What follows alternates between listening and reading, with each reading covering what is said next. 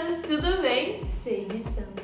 Hoje eu vim aqui inaugurar o quadro Chave de Santidade. O que é isso? Toda vez nesse quadro vai vir um jovem aqui falar pra vocês da vida de um santo e vai inspirar vocês a sede de santidade, que pra vocês verem que hoje em dia é possível sim ser santo na nossa juventude. Hoje eu vim falar de um santo que ele era apaixonado pelos animaizinhos. Como não se apaixonar, né? Por essas coisas lindas. E vocês já devem saber quem é, né? São Francisco de Assis. Ele era um filho de comerciantes, Pietro de Bernardone, e sua esposa, Pica Bollermonte. Ele, na sua juventude, ele era muito conhecido porque ele era muito farrista. Ele usava várias roupas extravagantes, várias roupas bonitas. Ele era também muito famosinho pela mulherada, ele era ó. E também, mesmo por tudo isso, por ele sempre bebia muito, ele sempre fazia muita farra. E mesmo em tudo isso, ele sempre tinha uma índole super bondosa. Tanto que ele virou o quê? São Francisco, um dos maiores santos da igreja. Ele é sensacional.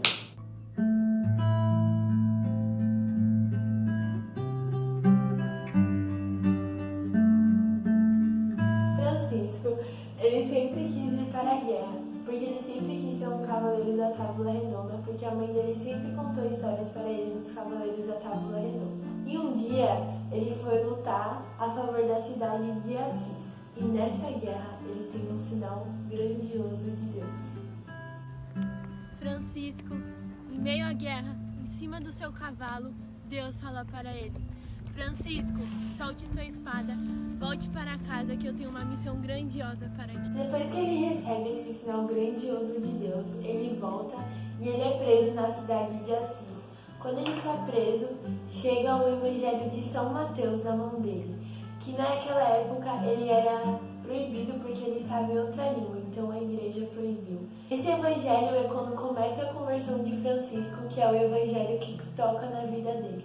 Ele é um sinal de desprendimento, um sinal de que a gente não precisa de nada das coisas do mundo para servir a Deus. A gente só precisa da nossa entrega, da entrega de si mesmo. A gente não precisa de tesouros. Quando São Francisco ele sai da cadeia, ele fica muito doente, ele fica de cama e ele é cuidado pelos pais dele. Enquanto ele está de cama, ele tem sonhos desprezíveis, horríveis, mas também ele tem um sonho com Deus, Deus mostrando a vontade dele na vida de Francisco e missão. Com isso, a sua saúde é restabelecida pelo fato de experiência e conversão diante de Deus. Aê! Depois de Francisco se recuperar, ele vai na missa com os pais dele e ali ele tem um momento com Deus.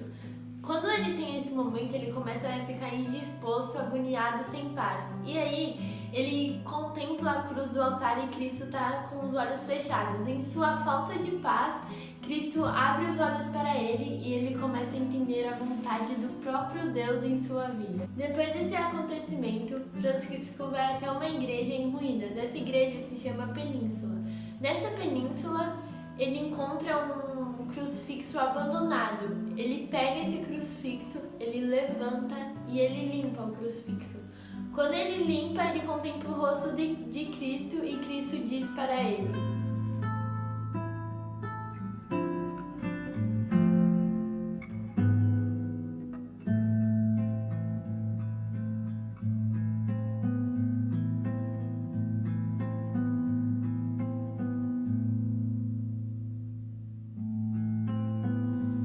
Ei, Francisco, vá e reconstrói a minha igreja.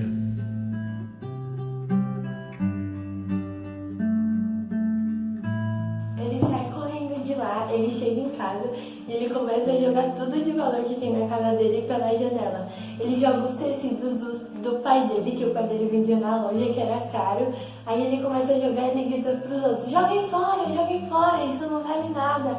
Aí o pai dele, vendo isso, ele vira pro pai dele todo feliz e ele fala assim: pai, a gente não precisa de nada disso, nossos tesouros estão no céu, aqui no mundo não vale nada o que tá aqui. Aí o pai dele fica pistola, né? Imagina, jogando tudo de valor pela janela. Aí o pai dele senta ali a mão nele, começa a bater, nele, ó. Aí depois disso, o pai dele pega ele pelos colarinhos aqui. Aí o pai dele leva ele até o bispo. Aí, quando o pai dele chega no bispo, ele quer que apedreje ele. E aí o bispo chega e pergunta se ele queria ser padre. Ele fala, não, eu não sou digno disso. Ele não se achava digno de ser padre. Então o bispo vai e pergunta o que ele queria. E ele fala, o que eu quero é ser feliz. Eu quero é viver como os pássaros do céu. Eu quero é provar da liberdade e toda a pureza que eles têm. O resto não tem importância para mim. Se a finalidade da vida é essa labuta sem amor, deve haver algo melhor. Tem que haver. E um espírito, ele tem alma. E é isso que eu quero. Eu quero recapturar a minha alma. E dizendo isso, ele vai se despojando das vestes dele. E ele diz mais. Eu quero viver nos campos, andar nas colinas, subir em árvores, nadar em rios. Eu quero sentir a terra embaixo dos meus pés, sem sapatos, sem pertences, sem essa sombra que chamamos de criados. O que eu quero ser um mendigo. Porque Cristo era um mendigo e seus apóstolos também eram mendigos. E também eu quero ser livre como eles eram.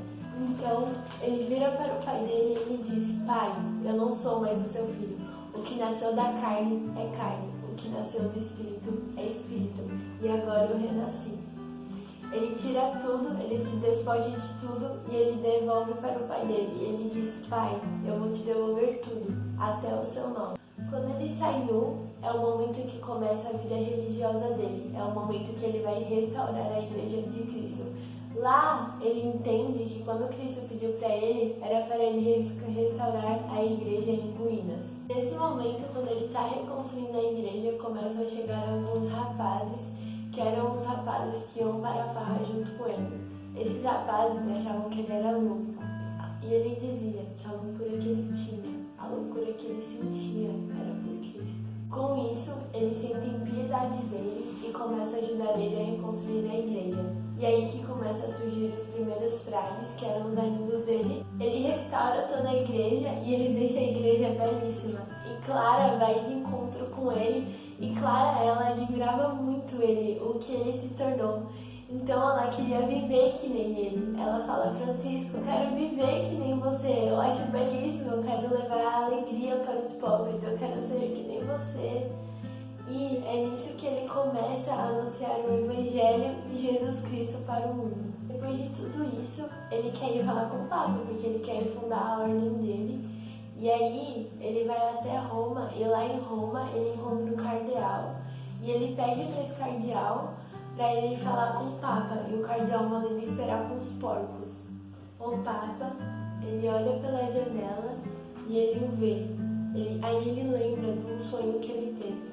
Um homem todo rasgado, segurando as colunas da igreja sobre os seus ombros. E o que é isso?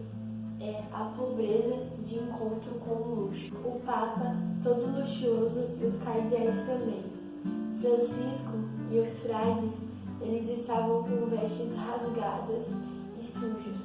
É isso que Jesus quer, a entrega de si mesmo e nada de luxo. O que Jesus queria era reconstruir toda a igreja, não a igreja física, mas sim a igreja espiritual. Então Jesus suscita um homem para trazer a igreja de volta ao povo.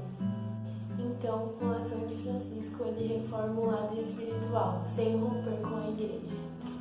Com o agir de Francisco, muitos começaram a voltar para a igreja. Isso é o intuito de Francisco, trazer o espiritual de volta. E os cardeais entendem que aquele homem era o enviado de Deus. 2 anos antes de seu falecimento, ele teve uma visão divina que tinha um homem com a semelhança de um serafim que tinha 6 asas, o qual pareava acima dele com as mãos estendidas, os pés unidos, pregado à cruz.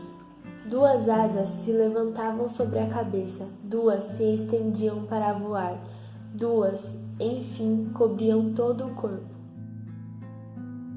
Ao ver isso, encheu-se da mais profunda admiração, mas ele não sabia o que essa visão queria significar. Pensava o que poderia significar essa visão e o seu espírito ficava muito ansioso para entender. E como novidade dessa visão que tomou posse do seu coração, começaram a aparecer-lhe nas mãos e nos pés os sinais dos cravos, a semelhança do homem crucificado. Neste momento, ele recebeu os estigmas de nosso Senhor Jesus Cristo.